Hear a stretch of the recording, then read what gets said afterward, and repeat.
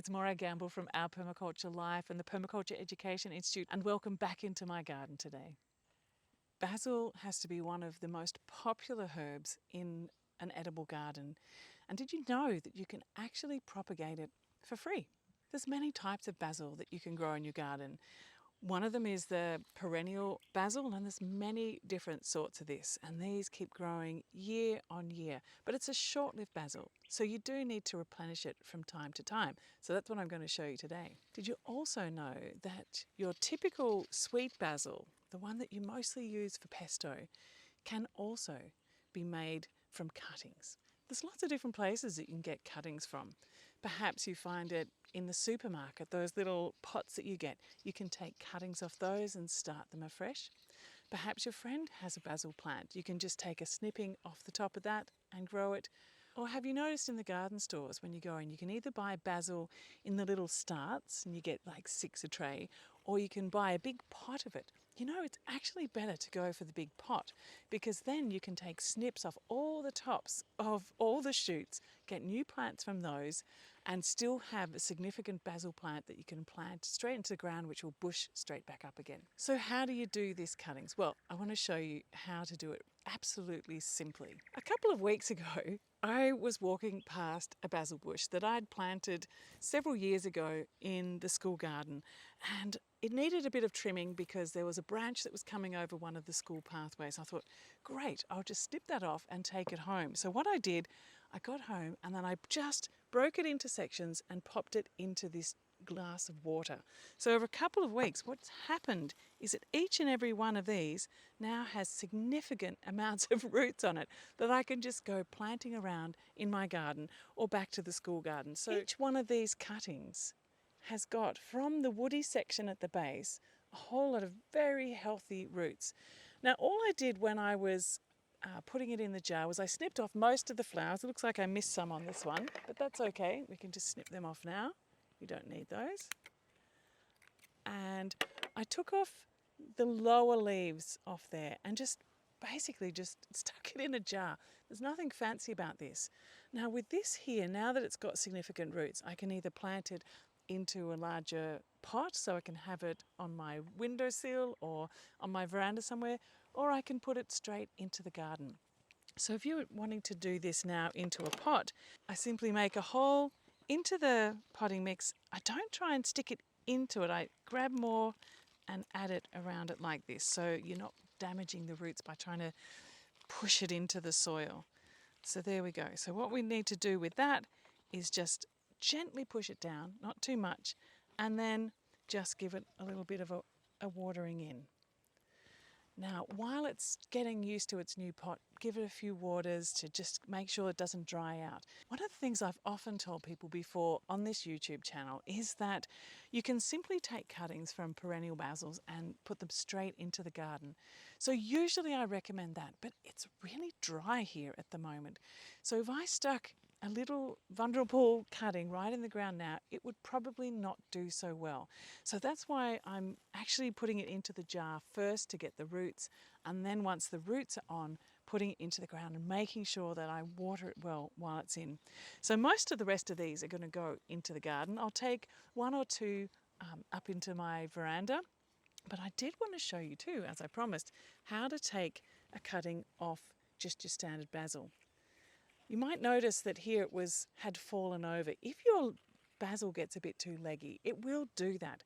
So keeping your basil healthy actually does mean taking snips, which gives you the chance, one, either to take this in and make a nice pasta sauce or something, or actually making cuttings from it. So let me show you how to do that. The first thing to do is to have a look at how this particular cutting is structured.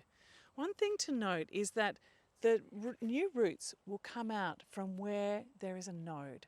So a node is where the leaves are coming out. I mean, plants are amazing. Where there was once leaves, as soon as you stick it in the soil or in a jar of water, it will start to put out roots. I think that's amazing. So what we're going to do is we're going to break up this particular cutting into a number of pieces, because each one of these can be a new plant, each node or each cluster of nodes. So you can see that that's almost a new plant there. So let me just snip that off. So see how it has a little bit of the base and it has some shoots coming up, but it's got these leaves dangling down. So I'm going to snip off these bottom, there we go, snip off that and any big leaves, because particularly when you have a very tiny cutting like this, what's going to happen is it's going to stress out the plant and it'll probably dry off. So make it nice and small. Now you can either just stick this into your glass of water and just leave that for about a week or two and you'll get new roots onto it. Or the other thing you can do with that is pop it into your pot, plant it in, there we go, just like that, and then give that a really nice watering in. So there's those two options you can do. Let's have a look at the rest of this. Now, also what I can do, let's take the top section here. So I have a couple of nodes, 1 node, 2 nodes, 3 nodes. I might just take it down to the corner there and snip that there. So I'm cutting just above the node of the bottom section and just below the node there. That bit doesn't actually sprout anything. So let's just tidy this up. A little bit of a snip off the bottom. What we're going to do is just leave the top sections, and it's starting to flower.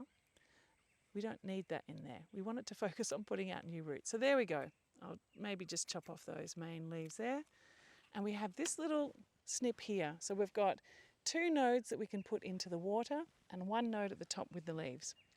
And there we go. So far we've got 1 plant that I've potted up here, 1 plant in there. We could either make 2 more that we can put into the garden, or let's take 1 section here. We're going to pop these into the pot. There we go. I'll put another one into the pot, and then let's see, we'll pop this one into the pot too. But what I wanted to show you, so big leaves, snip them off. You can either cut them, or if you've got nice sharp nails, just pinch them off. This bit here that doesn't have a node at the other end, you may as well just chop that off. So it's not going to help you. So there we go. Stick that into the soil. And there we go. So I've got 3 in the pot. So I have 1 more piece left here. I'm just going to pop this into the garden as well. There we go. Pop that into the pot, and that will go out into the garden in the next couple of weeks. So when I'm planting into the garden, what I do is I just pull back the mulch and I just make a loose spot into the soil like that, and add a bit of extra compost that I've got for my compost heap. Make a nice hole deep enough so that the roots will go in. The roots from the plant will go in without being disturbed too much. We'll pop it in like that, make sure the roots are underneath, and then bring the soil around up to the level that you want it, back up, and then bring the mulch right up around that, and then give it a good water. So all of the little cuttings that I've shown you that have roots now are going to be made in a beautiful little basil shrubbery all the way along the front of this bed, and then just give it a nice watering in.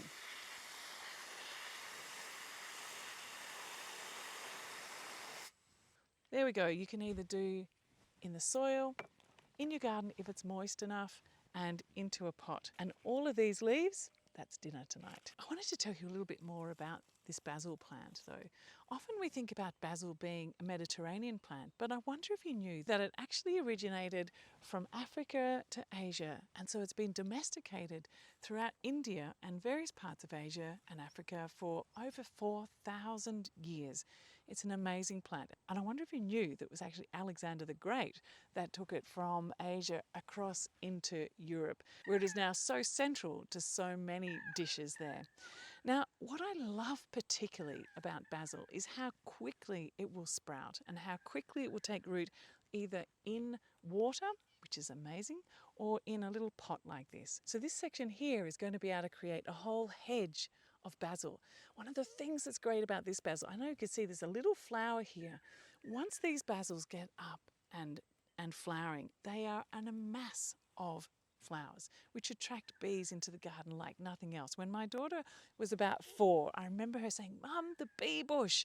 And it's just that. It is so covered in bees all the time and such a buzz that it's a very important plant to have scattered through your garden as part of your pollinator strategy.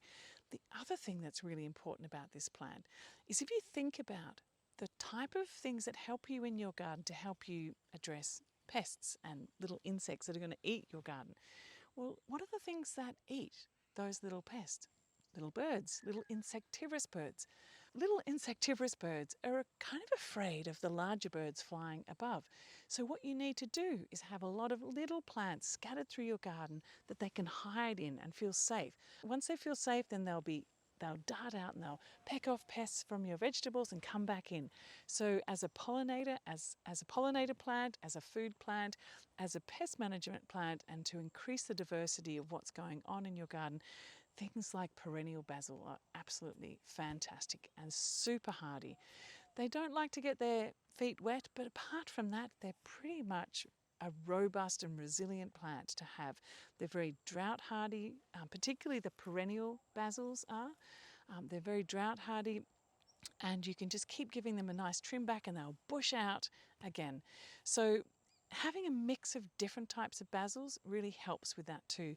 So you can have the sacred basils, the tulsis, there's the perennial basils, you've got African blues, and this one here, which is sort of has a lovely mauve. I just call this a perennial basil. It's sort of the standard one you'll find in lots of places. And then there's also the sweet basils.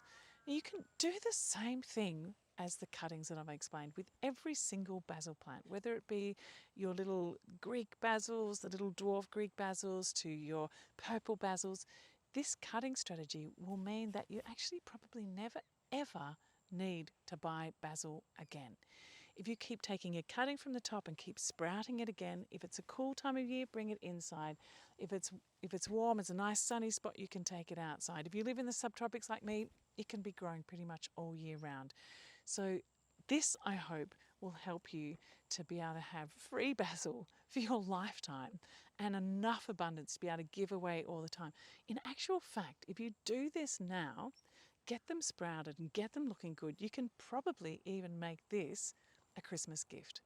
Take some cuttings off different basils you have around your garden, or start propagating them from the basils you get in the supermarkets, and create your own basil gifts to give away, your own homemade, homegrown Christmas presents. I think that's a fantastic idea. Kind of strategies that I talk about here in our Permaculture Life YouTube channel are the things that we explore in much depth in the Incredible Edible Garden, our online course. If you want to find out more about all of our courses, including our permaculture gardening course, check out the link in the card up here. And don't forget to like, subscribe, share this, and leave a comment, leave a question. I'd love to find out what it is that you're looking for information about. And also let me know what kind of videos you'd like me to make. Really happy to explore all different kinds of permaculture gardening topics with you. So thanks for joining me on our Permaculture Life YouTube channel. There is a whole lot of content here to explore, hundreds of videos, and we'll be putting out a new video each couple of days. So stay tuned, subscribe, like, and leave us a comment.